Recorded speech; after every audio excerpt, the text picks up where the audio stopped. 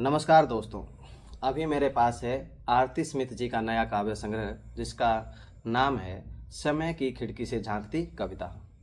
आरती Smith जी साहित्य जगत का जाना माना नाम है, आप सभी उन्हें जरूर जानते होंगे। अभी तक आरती स्मिथ जी के 5 काव्य संग्रह प्रकाशित हो चुके हैं। समय की खिड़की से झांकती कविता तो बिल्कुल हाल ही में प्रकाशित हुआ है।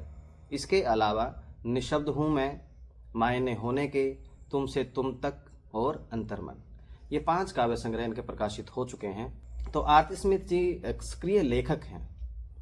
वे एक कवयित्री भी हैं, वे एक आलोचक भी हैं, वे एक कहानीकार भी हैं, बाल साहित्यकार हैं।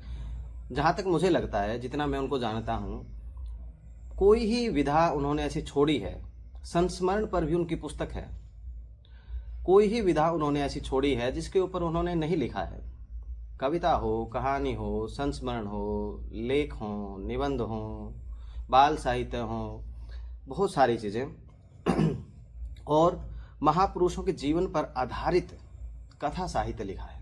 जैसे अनूठा महात्मा, महात्मा गांधी जी के ऊपर यह पुस्तक है, और अद्भुत सन्यासी स्वामी विवेकानंद जी के ऊपर उनकी यह पुस्तक प्रकाशित हुई थी।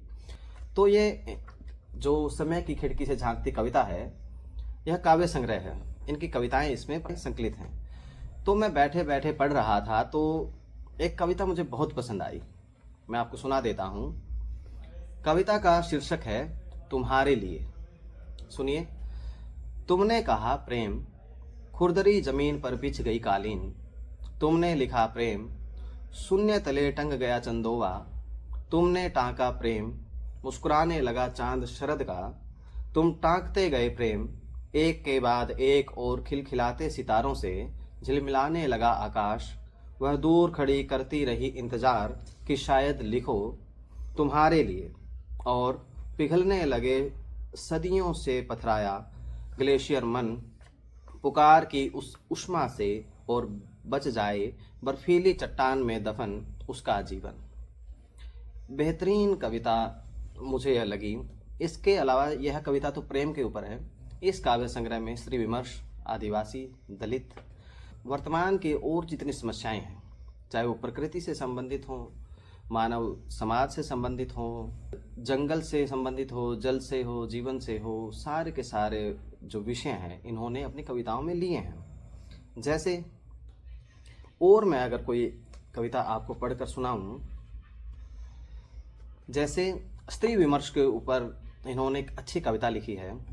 दरअसल एक जब पुरुष स्त्री के बारे में लिखता है तो वो उसका जो दृष्टिकोण होता है वो एक अलग तरह का होता है, लेकिन जब स्त्री स्त्री के बारे में ही लिखती है तो वह सब कुछ लिख देती है जो एक स्त्री के बारे में लिखा जाना चाहिए, क्योंकि एक स्त्री के बारे में एक स्त्री से बेहतर कोई नहीं जान सकता है।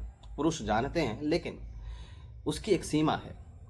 जो स्त्री है वो अपने बारे में जितना अधिक लिख सकती है, अपनी जो समाज है उसके बारे में जितना अधिक लिख सकती है, उससे ज़्यादा कोई नहीं लिख सकता है। हिंदी साहित्य में पुरुषों ने जितना भी साहित्य लिखा है, अगर महिलाएं साहित्य लिखने लग जाएं, लिखती ही हैं ऑब्वियस, लेकिन जब स्त्रियों ने लिखना शुरू किया तो ऐसी चीज़ें बाहर आई जो पुरुषों ने कभी सोची ही नहीं थी, जो पुरुषों के जो अवचेतन मन है उनका हिस्सा ही नहीं था। तो स्त्रियां जब लिखती हैं तो वह चीज़ लिखती हैं जो कभी सोची ही नहीं गई। तो उनकी कविता है जल रही है स्त्री। जल रही है सीता और ढह रही है दर्द से फट रहे धरती के कलेजे में। यह आग सुलगाई गई थी अहिल्या के लिए, उस दिन जली थी संवेदना, झुलसा था प्रेम, पथरा गई थी ममता। युगों से शुष्क पाषाण है अहिल्या, जल रही है आज भी संदेह की लपट में, और संवेदना की राख झड़ रही है यहाँ वहाँ। यही आग सुलगी थी द्रौपदी के लिए, उस दिन खंडित हुआ था स्त्रीत्व 5 टुकड़ों में। सुलगा था मान और चिनगारी बन धसा था, आक्रोश रेशे रेशे में, फिर सब कुछ धुआं धुआं। हिस्सों में बटी द्रौपदी सुलग रही है युगों से, भोग्या होने की त्रासदी दांव पर लगती अस्मिता, पल पल जला रही है उसे, सदियां रूप बदल रही हैं, स्त्री आज भी लपटों से घिरी है, स्त्री आज भी लपटों से घिरी है। तो कविता सुनकर आपको अंदाज़ा हो ही गया होगा कि आरती स्मिथ का जो विचार है स्त्री के संबंध में, प्रेम के संबंध में, हमारे समाज के संबंध में, वो कितना प्रखर है और कितनी महत्वपूर्ण कविताएं इस काव्य संग्रह में संकलित हैं।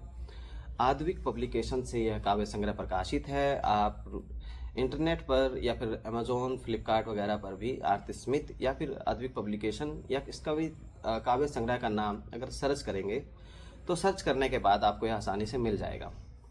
और मैं इसका जो लिंक है जहाँ से आप इसको खरीद सकते हैं, मैं इसको डिस्क्रिप्शन में भी डाल दूंगा।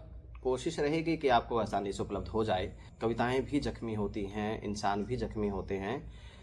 इसी के ऊपर आरती स्मिथ जी ने कविता लिखी है, जख्मी कविता, है ना, जख्मी कविता।